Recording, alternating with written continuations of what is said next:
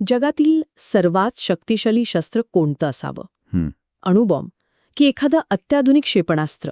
अजिबात नाही. जगातील सर्वात शक्तिशाली शस्त्र हे एक अदृश्य इंजिन आहे. बरोबर.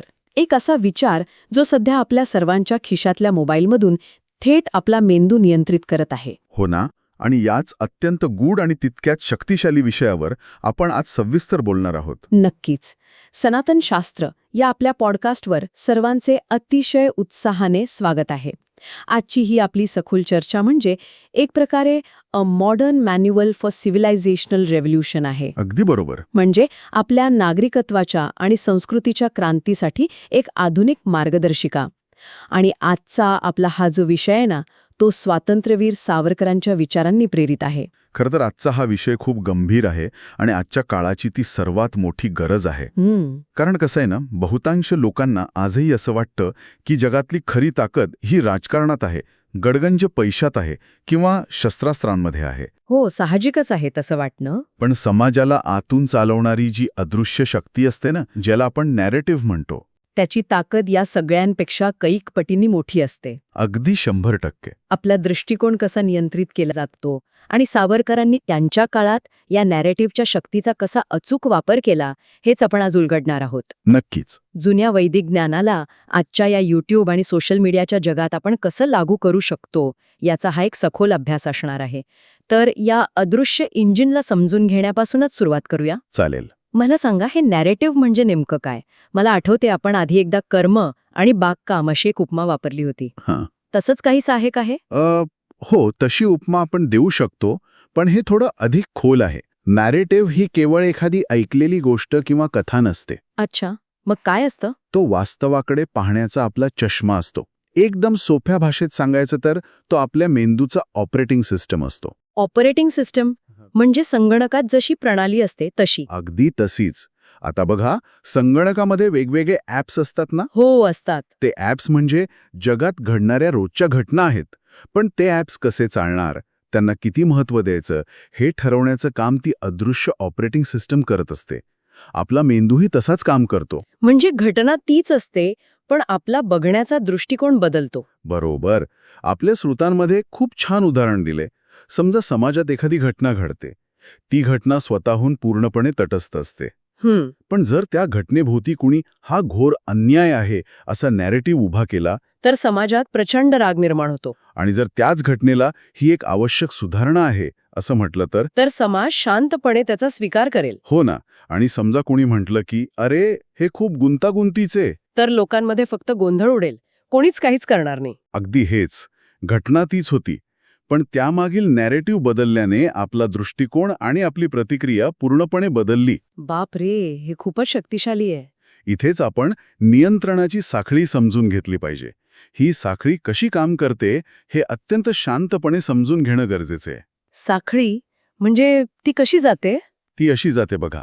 नॅरेटिव्ह, त्यातून निर्माण होणारा विचार, विचारातून येणारी भावना, भावनेतून घडणारी कृती आणि कृतीतून घडणारा समाज. म्हणजे नॅरेटिव्ह ठरवतो की समाज कसा बनेल. पण एक शंका येते इथे. कोणती? आपण माणसं आहोत, काही यंत्र नाही आहोत. आपण तथ्यांवर म्हणजे फॅक्ट्सवर विश्वास ठेवतो ना. मग एखादा खोटा नॅरेटिव्ह केवळ भावना भडकवून तथ्यांवर कसा मात करू शकतो? हाच सर मानवी मानसशास्त्राचा सर्वात मोठा विरोधाभास आहे. माणूस हा कधीच केवळ तथ्यांवर काम करत नाही. नाही करत. अजिबात नाही. तो त्या तथ्यांतून निघणाऱ्या अर्थावर काम करतो. अच्छा. उत्क्रांतीच्या काळात आपला मेंदू केवळ माहिती साठवण्यासाठी नाही विकसित झाला, तो जगण्यासाठी विकसित झाला आहे. आणि जगण्यासाठी मेंदूला कथा आणि अर्थ यांची गरज असते. म्हणजे तथ्ये केवळ माहिती देतात, पण नॅरेटिव्ह त्या माहितीला अर्थ देतो, असं तुम्हाला म्हणायचंय? अगदी तसंच. म्हणूनच जर एखाद्याने तुमचा विश्वास आणि तुमच्या भावना नियंत्रित केल्या ना, तर तो अप्रत्यक्षरित्या तुमची कृती नियंत्रित करत असतो. खरंच थक्क करणार आहे सगळं. हो, कारण समाज आणि नॅरेटिव्ह यांच्यात एक प्रकारचा अदृश्य ऋणानुबंध असतो.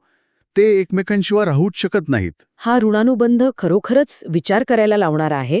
कारण आपण जर इतिहासात डोकावून पाहिलं तर पूर्वीच्या काळी हे नॅरेटिव्ह कोण ठरवायचं? पूर्वी राजे महाराजे, चर्च किंवा वसाहतवादी यंत्रणा ठरवायच्या. बरोबर. ते त्यांच्या सोयीनुसार समाजाचा नॅरेटिव्ह चालवायचे. पण आता तसं नाहीये. आज हे नियंत्रण कुठल्या एका राजाच्या हातात नसून थेट तुमच्या आणि माझ्या खिशातल्या मोबाईलमध्ये पोचले आहे. हो, आज हे सगळं नियंत्रण अल्गोरिदम्स आणि इन्फ्लुएन्सर्सच्या हातात गेलं आहे. हे खरंच खूप भयानक वाटतं मला.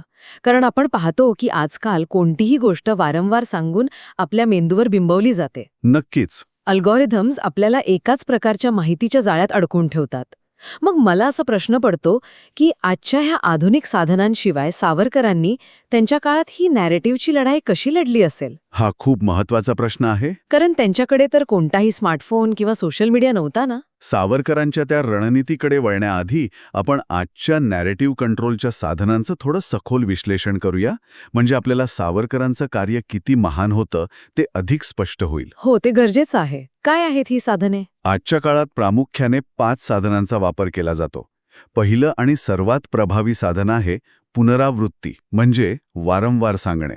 म्हणजे एखादी खोटी गोष्टही वारंवार सांगितली तर ती खरी वाटू लागते. मानसशास्त्रात याला काहीतरी विशिष्ट नाव आहे ना? हो, याला इल्युजरी ट्रूथ इफेक्ट म्हणतात.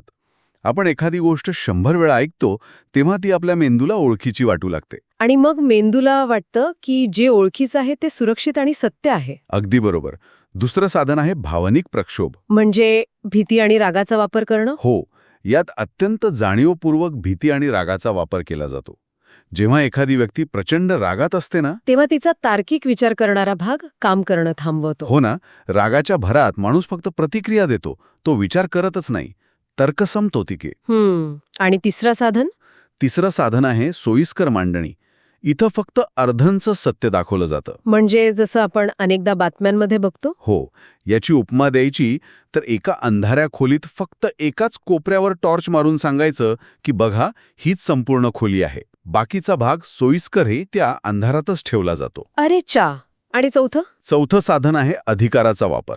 म्हणजे तज्ज्ञ असं म्हणतात अशी सुरुवात करायची. जेणेकरून सामान्य माणसाने प्रश्नच विचारू नयेत. अगदी. सामान्य माणसाची प्रश्न विचारण्याची सवयच मोडून काढली जाते यातून. आणि 5वं साधन जे आपण रोज अनुभवतो, व्हायरल होण्याचा कल. हो, जे वेगाने पसरतं तेच सत्य मानलं जातं आजकाल. बरोबर. पण सत्य नेहमी व्हायरल होतच असं नाही. भावना मात्र लगेच व्हायरल होतात. खरंय. आता या 5 साधनांची जर आपण सावरकरांच्या पद्धतीशी तुलना केली तर काय लक्षात येतं? आपल्या स्रोतांमध्ये एक अतिशय रंजक दावा केला आहे. सावरकरांनी जे कार्य केलं ते केवळ एक शारीरिक किंवा राजकीय लढा नव्हता. अच्छा. त्यांनी थेट नॅरेटिव्हच्या मुळावर घाव घातला होता. म्हणजे स्रोतांनुसार त्यांनी नेमकं काय केलं होतं?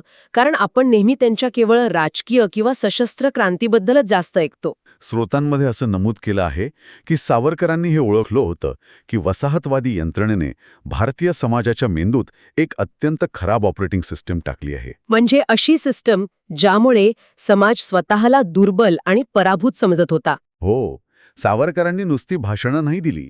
त्यांनी पुस्तके लिहिली, इतिहासाची पुनर्रचना केली. अरे वा. त्यांनी समाजाला दाखवून दिलं की जर तुम्ही स्वतःला कमकुवत मानत असाल तर तुम्ही कायम कमकुवतच राहाल. हो, तो नॅरेटिव्ह तोडणं गरजेचं होतं. त्यांनी आपला गौरवशाली इतिहास लोकांसमोर मांडला आणि त्यांना त्यांची ताकद ओळखायला लावली.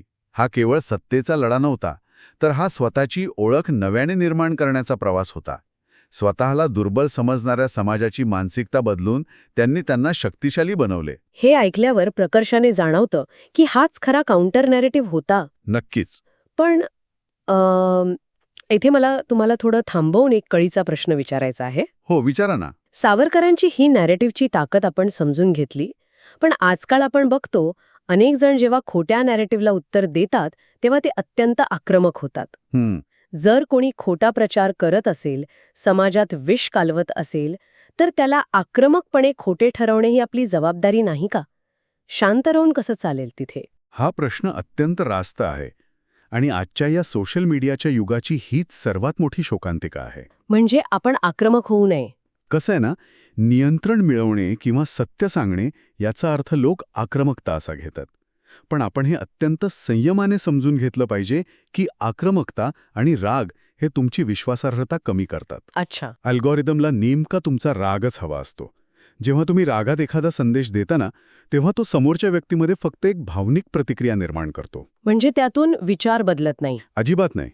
तो फक्त एक गोंधळ वाढवतो. म्हणजे नुसता आरडाओरडा केल्याने किंवा रागात बोलल्याने खरे ज्ञान मिळत नाही का? तो फक्त एक गोंधळ आहे. होय, तो केवळ गोंधळ आहे. खरा काउंटर नॅरेटिव्ह म्हणजे केवळ विरुद्ध बाजू मांडणे नव्हे. हे थोडं समजावून सांगाल का? हो, समजा एक गट म्हणतोय ए आणि तुम्ही रागाने त्याला उत्तर म्हणून फक्त नॉट ए म्हणत असाल तर ती केवळ एक प्रतिक्रिया झाली. तुम्ही अजूनही त्यांच्याच नॅरेटिव्हच्या चौकटीत त्यांच्याच नियमांनुसार खेळत आहात. अरेच्या, हे खूपच महत्वाचं आहे. म्हणजे आपण त्यांच्याच जाळ्यात नकळत अडकतो आहोत. नक्कीच. खरा काउंटर नॅरेटिव्ह हा उच्च पातळीवरचा असतो. तो उच्च पातळीवरील स्पष्टता देतो आणि मूळ गैरसमज मुळातून दूर करतो. म्हणजे तो केवळ प्रतिक्रियेवर आधारित नसून सत्याच्या उजडावर आधारित असतो. अगदी. ओरडणारा माणूस फक्त थोड्या वेळापुरतं लक्ष वेधून घेतो, पण जो माणूस अत्यंत स्पष्टतेने, शांतपणे आणि पुराव्यांसह सत्य सांगतो, तो समाजाला बदलतो. हे समजायला थोडं कठीण असलं तरी आजच्या काळात हे अत्यंत आवश्यक आहे. हो ना. बाहेरील जगाचा किंवा समाजाचा नॅरेटिव्ह बदलण्याआधी मला वाटतं आपल्याला आपल्या स्वतःच्या आत डोकावणं अत्यंत आवश्यक आहे. आणि हेच तर सनातन शास्त्राचं मूळ आहे. बाहेरचा अंधार दूर करण्याआधी आतला दिवा लावावा लागतो. अगदी खरंय. यावर मला स्वतःच्या जीवनातील एका नॅरेटिव्हचं उदाहरण द्यावंसं वाटतं. हो, सांगा ना. बरीच वर्षे माझ्याही मनात अशी एक समजूत होती की पैसा म्हणजे यश किंवा माझी ओळख म्हणजे माझे टॅग्स, मी काय काम करते, माझी पदवी काय आहे. बरोबर. हे सुद्धा एक प्रकारचे नॅरेटिव्हच आहेत जे समाजाने नकळत माझ्या मेंदूवर बिंबवले होते. पण खऱ्या सत्याचा मार्ग हा या बाह्य टॅग्सशी जोडलेला नसतो. बरोबर. तो थेट हृदय आणि आत्म्यांशी जोडलेला असतो. हे अतिशय सुंदर उदाहरण दिलं तुम्ही. तुम्ही स्वतःचे जे अंतर्गत नॅरेटिव्ह तोडण्याबद्दल बोलत आहात ना, सनातन परंपरेत यालाच एक प्रकारचा योग म्हणता येईल. योग म्हणजे आसने किंवा प्राणायाम तसं नाही ना? नाही. स्वतःच्या मनावरचे, विचारांवरचे हे खोटे पडदे दूर करण्याचा हा योग आहे. अच्छा. कारण जर आपण आतले खोटे नॅरेटिव्ह तोडले नाहीत, तर आपण बाहेरच्या जगातही नकळतपणे तोच गोंधळ आणि तीच अशांतता पसरवू. आणि यालाच आपण धर्माचा आधार म्हणतो का? हो.